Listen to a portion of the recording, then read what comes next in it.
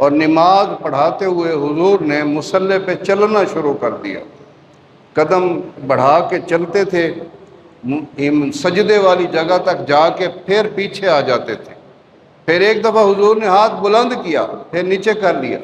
اب جو پہلی صف میں لوگ کھڑے ہوتے ہیں وہ امام کو دیکھ رہے ہوتے ہیں، ان کی نظر میں ہوتا ہے امام، نہ بھی دیکھیں تو محسوس ہوتا ہے کہ امام اب اٹھ رہا ہے، بیٹھ رہا ہے، اب تشہد میں بیٹھا ہے، اب رکوع میں، محسوس ہوتا ہے۔ پہلی رکعت والوں کو امام کی حرکات سکنات کا علم ہوتا ہے۔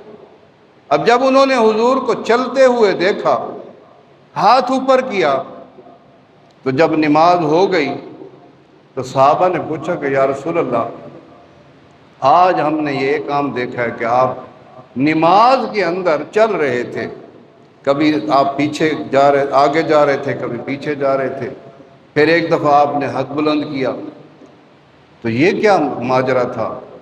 تو حضور نے فرمایا کہ اے صحابہ، تم سمجھتے ہو کہ میں صرف آگے دیکھتا ہوں، میں اپنے مصلی پہ کھڑا ہو کر جب میں کھڑا تھا تو میرا ایک قدم مصلی پہ تھا، ایک قدم جنت میں تھا، میں جنت میں چل رہا تھا۔ پھر میں نے ایک باغ دیکھا، باغ میں انگوروں کی بیل تھی اور انگوروں کے گچھے لڑک رہے تھے، میں نے ایک گچھا توڑنے کی کوشش کی، پھر میں نے نہیں توڑا۔ صحابہ نے پوچھا کہ یا رسول اللہ، آپ نے کیوں نہیں توڑا؟